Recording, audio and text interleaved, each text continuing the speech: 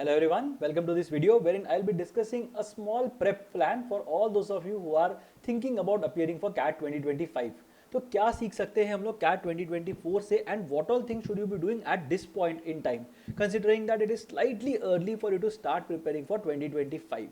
Also, I have added some things at the end that you need to focus on at this point in time. College acads या profile building या projects, internships किस चीज़ पे ध्यान देना चाहिए, that is basically what I am going to look at.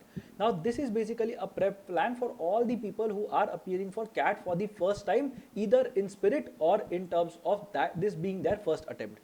बहुत सारे लोग होंगे जिन्होंने CAT 24 दिया होगा but they have not prepared very well for the test. So you guys can also have a look at this particular video to understand what it means to crack CAT 2025. तो start करते हैं. सबसे पहले CAT 25 का pattern क्या expected है.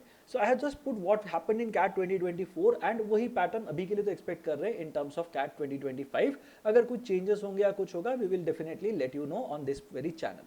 Now तीन sections होते हैं कैट के अंदर, VARC, DILR and QA, which basically are verbal ability and reading comprehension, data interpretation, logical reasoning and quantitative ability. तो ये तीन सेक्शंस होते हैं. बेसिकली अगर देखा जाए तो VARC का मतलब होता है verbal ability and reading comprehension, मतलब इंग्लिश का सेक्शन. DILR इज लॉजिक का section and QA is basically maths का सेक्शन. तो तीन चीजें होती हैं. VARC के अंदर 24 क्वेश्चंस थे इस साल कैट के अंदर, तो 2025 में भी मोर और less I am expecting the number two remain the same. ये लास्ट कुछ सालों में ये नंबर हमेशा कांस्टेंट रहा है, तो 24 is what I am expecting next year as well. अब इसके अंदर होते हैं 4 RCs, 4 reading comprehension passages that have 4 questions each. इसके साथ में there are other types of questions that exist जिसके अराउंड जो वर्बल एबिलिटी वाला पार्ट है ना वो रिवॉल्व करता है. सो 24 क्वेश्चंस में से 16 questions are from the reading comprehension part. बाकी questions paragraph summary. Paragraph summary क्या होता है, एक पैराग्राफ दिया होगा and there will be 4 alternative summaries that would have been given to you. You have to figure out सबसे best summary कौन सी है उस पैराग्राफ की. The second thing is odd sentence out. एक सेट ऑफ 4 सेंटेंसेस दिए होंगे जिनको अरेंज करने पे एक पैराग्राफ बनेगा, बट उसके अंदर एक सेंटेंस जो है ना वो मिसप्लेस्ड है, वो उस पैराग्राफ का पार्ट होगा ही नहीं. You have to figure out which sentence is it that we are talking about. तो ये थोड़ा सा एक मिस्ट्री या hunting kind of a situation है जहां पे you are trying to figure out कौन सा एक सेंटेंस है जो बाकी तीनों से अलग है. Then you have paragraph completion. This is more commonly known as fill in the blanks kind of a question, जहाँ पे क्या होता है you will be given a sentence and एक paragraph दिया होगा, उसके अंदर 4 indicative blanks होंगे. 3 जगह पे blanks बिल्कुल भी fill नहीं होंगे, but एक जगह होगी जहाँ पे जो sentence ऊपर जाता है that sentence will be entered. You have to figure out which is the blank जहाँ पे ये sentence enter होगा. That is basically the verbal ability and reading comprehension section.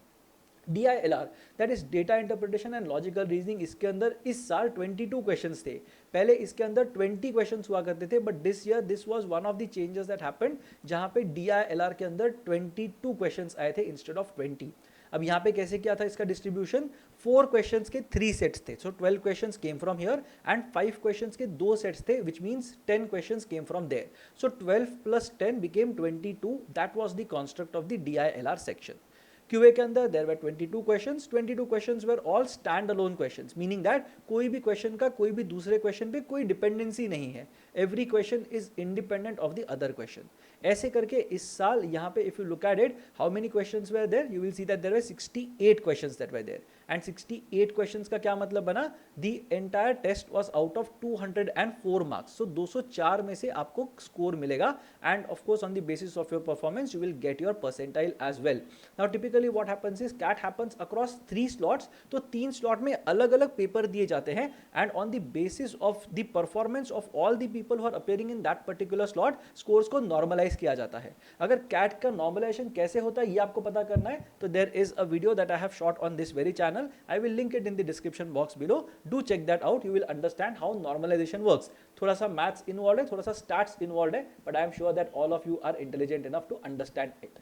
In terms of the marking scheme, हर एक correct answer के लिए you are going to get +3 marks and for every incorrect answer you are going to get a penalty of -1. But ये होता है सिर्फ MCQs के लिए. MCQs का मतलब क्या होता है, multiple choice questions, meaning that each question that has 4 options जिसमें से आपको एक आंसर चूज करना है, that is a multiple choice question. There is another type of question that is present at the CAT as well, which is called TITA. TITA का क्या मतलब होता है? Type in the answer, meaning वहां पे कोई options नहीं होंगे. You will just have to enter the answer that you think is right. So if according to you the answer is 25, you just have to click 2 and 5 on the on-screen keyboard that is there and save your answer. ये करना होता है, इसको बोलते हैं TITA questions. TITA questions की खास बात ये है that even if you get this answer wrong, -1 तो नहीं होगा, 0 मिलेंगे, बट अगर राइट हुआ तो 3 मिल जाएंगे, तो कोई भी नेगेटिव मार्किंग नहीं होती for these TITA questions. Also there is an on screen calculator for DILR and QA. तो जैसे ही DILR का सेक्शन स्टार्ट हो जाएगा, वहां पे ऑन स्क्रीन कैलकुलेटर दिख जाएगा. Now you might be wondering, start हो जाएगा, ये कैसे होता है? So CAT in the present format is conducted in such a manner that 40 minutes में तुम लोगों को VARC पूरा का पूरा अटेम्प्ट करना पड़ेगा.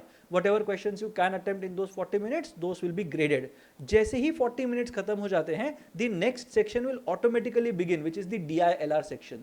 वो भी 40 minutes के लिए चलेगा. उस टाइम पे VA के सेक्शन पे वापस जा नहीं सकते. एक बार सेकेंड सेक्शन भी खत्म हो जाएगा, then again the QA section will start and again you will get 40 minutes. So you basically get 2 hours to answer these 3 sections that are there.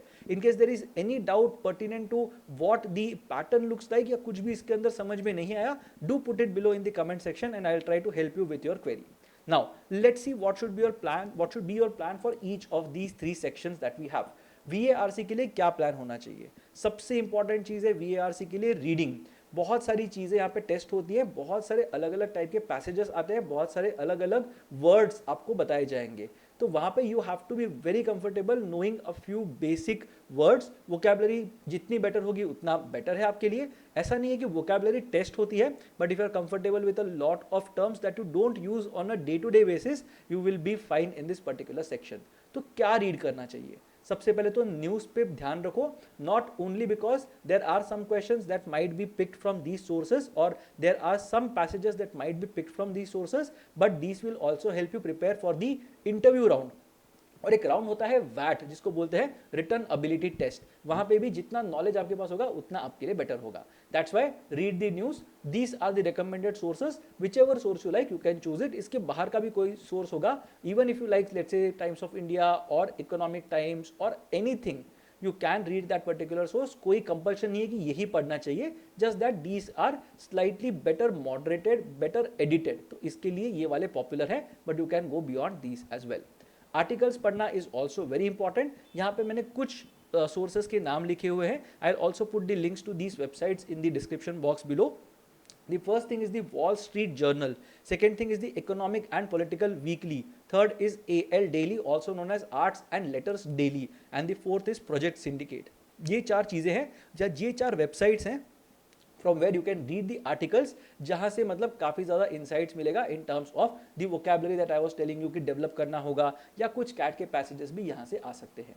Books पढ़ना is again the easiest thing that you can do, because वहाँ पे story होती है, fiction, non fiction, जो भी आपको पसंद है you can read it, but just make it a habit to read 1 book every week. अगर 1 वीक या 2 वीक्स में भी एक बुक अगर पढ़ रहे हो, it's going to add up to a lot more when it comes to your CAT. तो जब तक कैट देने जाओगे you would have had read maybe 30 to 50 books, which is a significant number, and ये काफ़ी ज़्यादा help करेगा even to build a perspective and also in terms of comprehension. So this is the basic thing that you need to do if you are preparing for CAT from the very start.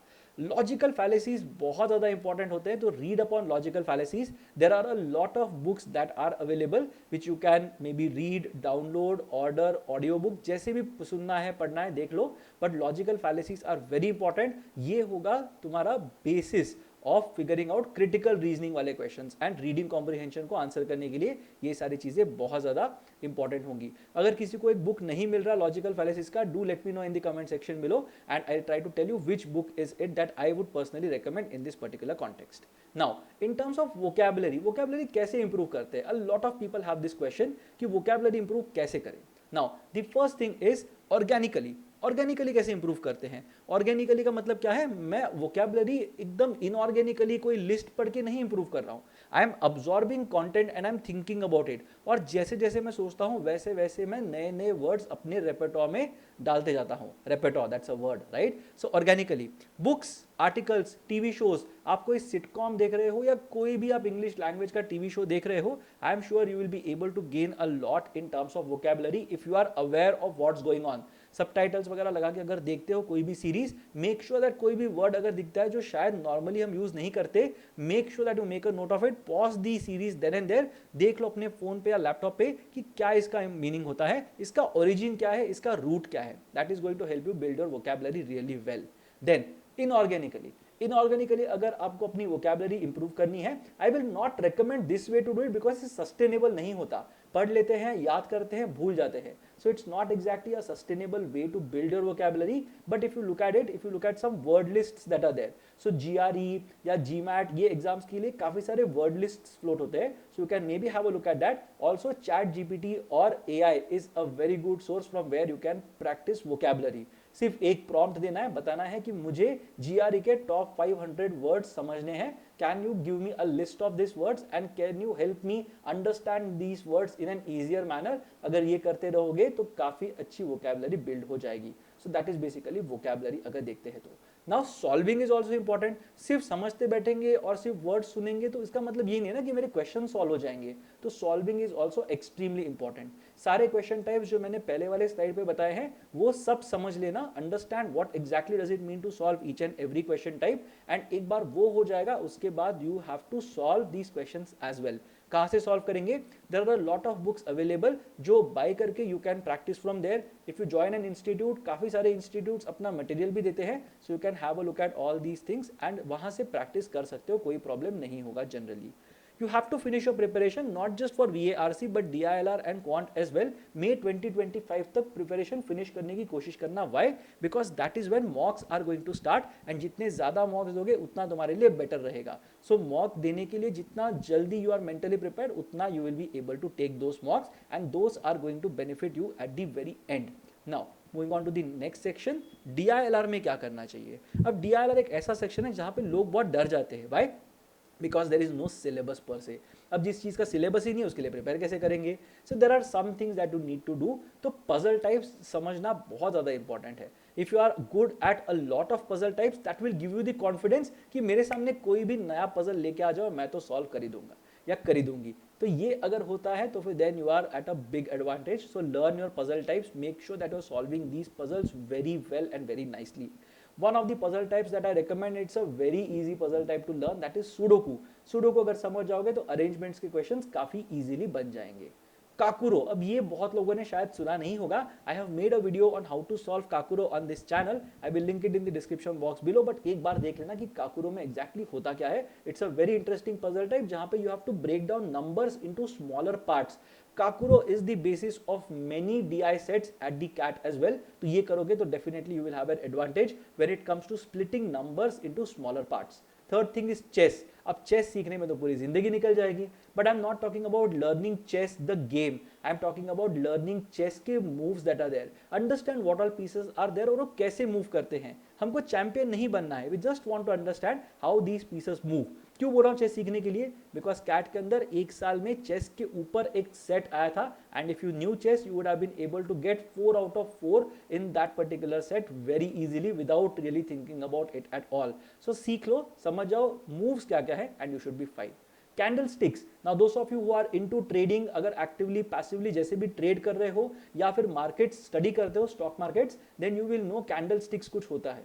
But candlesticks जो है ना वो cat में भी आते हैं. तो you might be surprise to know it. CAT 2024 में एक सेट आया था that was based on candlesticks. So make sure that you know your candlesticks, the formation of candlesticks at least, कि ओपन क्या होता है, हाई क्या होता है, लो क्या होता है, क्लोज क्या होता है. Just know these concepts. कैसे मतलब यहाँ का closing is related to the opening of the next day, उतना भी अगर समझ जाओगे तो you should be fine.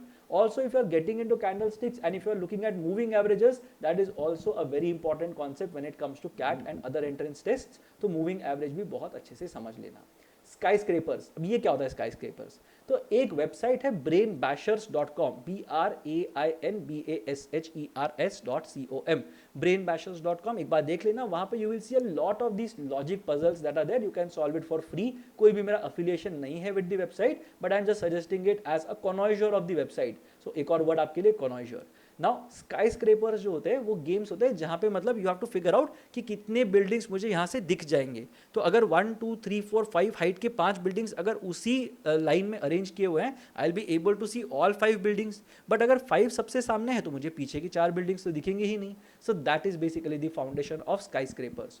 नोनो grids, very very important puzzle type. कभी कभी कैट के अंदर इसके ऊपर भी क्वेश्चंस बना के आ सकते हैं, बन के आ सकते हैं। सो नोनो ग्रिड्स क्या होता है, you would have been told that 2 3 1 ये दिया हुआ है। You have to figure out कि 2 कंसेक्यूटिव कहां पे आएंगे, उसके बाद 3 कंसेक्यूटिव कहां पे आएंगे, उसके बाद 1 कहां पे आएगा in a particular column and in a particular row. So very interesting puzzle type, do have a look at it. This is one of my personal favourites. It's very easy to understand but very difficult to solve. In terms of solving क्या करना चाहिए solve DILR के अंदर, set theory very important. I am sure all of you would have learned it in your school and college कि set theory कैसे करते हैं, Venn diagrams जो हम बोलते हैं, डे मॉर्गन्स लॉज जो बोलते हैं, तो ये सारी चीजें की होंगी। Do have a look at set theory, it's a very important concept from the point of view of cat.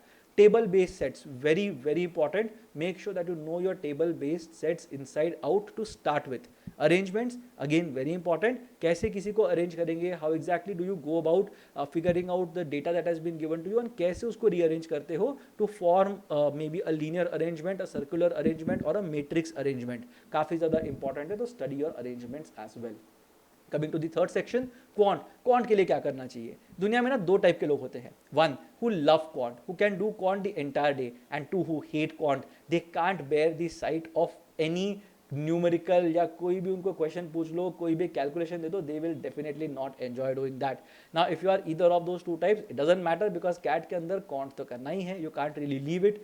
So basics अगर तुम्हारे खराब है तो क्या करने चाहिए, first of all I would suggest that go to NCERT textbooks. काफी सारे NCERT टेक्स्ट बुक्स या सारे के सारे are available for free download. एक बार देख लो कि भाई 8th स्टैंडर्ड 9th स्टैंडर्ड और 10th स्टैंडर्ड में क्या पढ़ा था। अगर CBSE बोर्ड से अगर नहीं भी हो तो भी ये टेक्स्ट बुक्स देख लेना, they are very good reference books. The one thing that you have to do is you have to question the formulas, shortcuts, logic, ये सारी चीजें ना हमको हमेशा क्वेश्चन करनी है। कोई भी कुछ भी अगर तुमको बोलता है तो बिल्कुल उसको फेस वैल्यू पे मत लेना, क्वेश्चन एवरीथिंग। जो भी तुमको फॉर्मूला बताया गया होगा उसको क्वेश्चन करो कि सर मैम ये फॉर्मूला आपने डिराइव कैसे किया, मुझे बता दो, या फिर go and search it online, यार मिल जाएगा तुमको सब कुछ। तो कोई भी कुछ भी बताता है, तुमको बोलता है कि लास्ट डिजिट देखने से ना 2 का डिविजिबिलिटी पता चलता है, जितना भी ऑब्वियस तुमको कॉन्सेप्ट लगे, question whatever you are learning and you will learn better. If you are learning better, you will retain better. If you are retaining better, you will be able to apply it in a better manner. So make sure कि सीखते time पे ही ठीक से सीखो। Solve the easier questions, जो NCERT text books के अंदर कुछ इजियर क्वेश्चंस होंगे ना, उनको ओरली सॉल्व करने की कोशिश करना।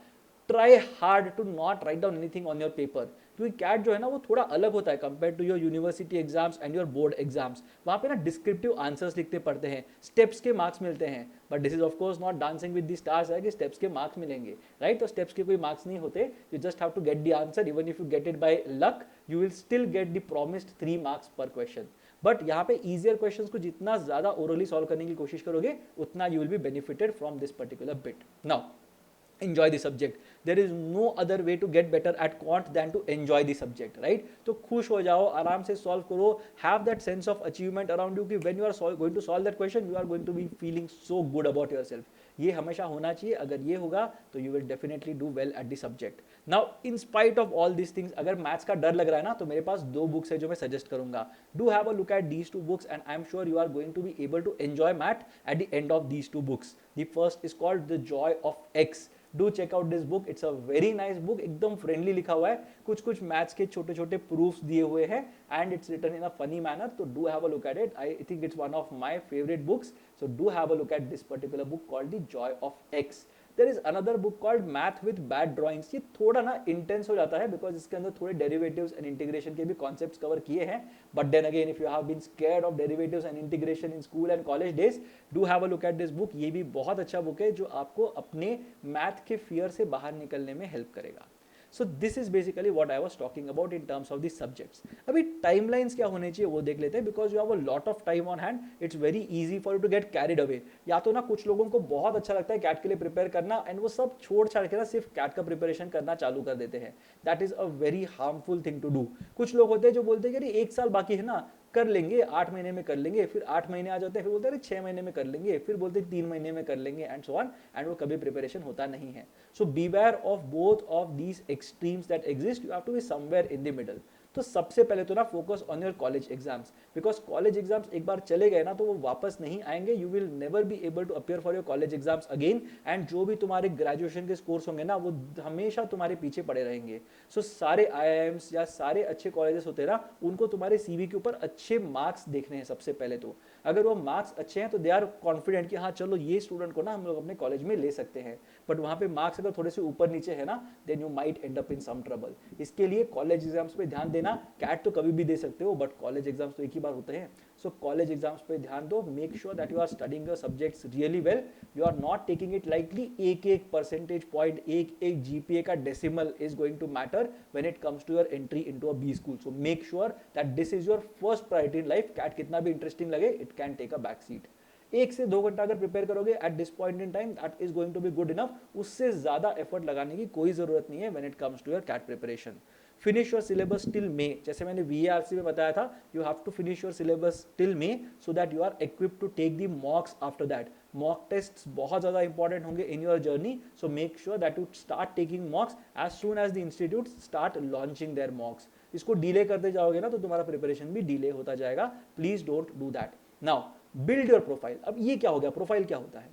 Now a lot of colleges what they will do is they will look at your CAT score, yes, they will look at your 10th 12th graduation marks, yes, but जब interview में जाएंगे ना तो पूछेंगे भाई तुम बताओ कि तुमने और क्या चीज़ की है लाइफ के अंदर. यू कांट से मैं कॉलेज जाता था या कॉलेज जाती थी एंड वापस आके मैंने कैट की पढ़ाई की हुई है.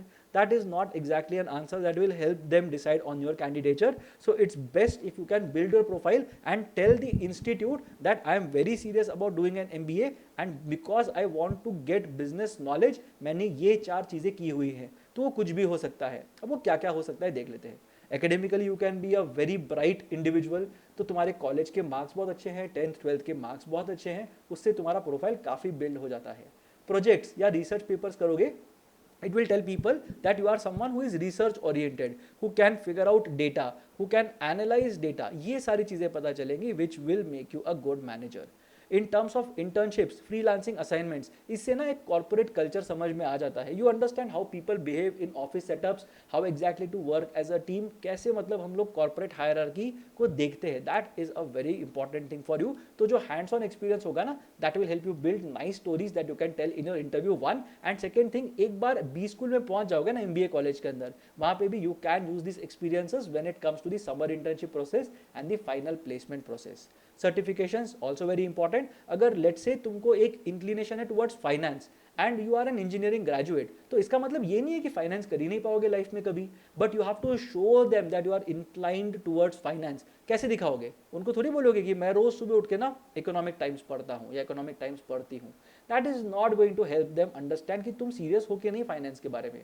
अगर एक सर्टिफिकेशन दिखा जाए, देखो मैं CFA लेवल 1 हूँ, then that makes a big difference. तो वहां पे that gives your candidature that weight कि तुमको फाइनेंस के बारे में कुछ तो पता है. NCFM सर्टिफिकेशंस कर दिए let's say for example, NISM certifications कर दिए लेट्स से फॉर एग्जांपल, तो काफी ज्यादा उसका वेट ऐड होगा on your CV. So make sure that you are doing that. And सबसे लास्ट में, if you have a hobby, try to pursue it full time. Full time का मतलब ये नहीं है कि पूरा काम छोड़ के हॉबी करने लग जाओ, but try to get some certificates because of that. Try to perform in events and try to get those pictures, try to build it on your portfolio. अगर कुछ आता है जो किसी को सिखा सकते हो, do try having a YouTube channel और अ ब्लॉग, और try to teach people whatever you have learn.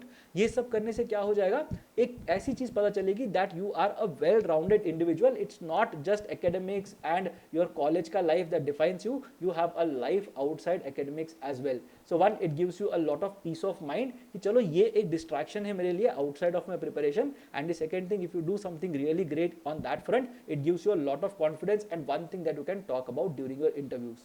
So this is basically what your next 1 year is going to look like. ये तो बहुत एक starter kit था. जैसे जैसे हम आगे जाएंगे वैसे वैसे I will share more insights कि कैसे तुम्हारा preparation evolve होना चाहिए starting from January to February to March to April. तो वो सारी चीज़ें देखेंगे. Do stay subscribed on this channel and I will make sure that you get all the content related stuff that you need when it comes to preparing for CAT 2025.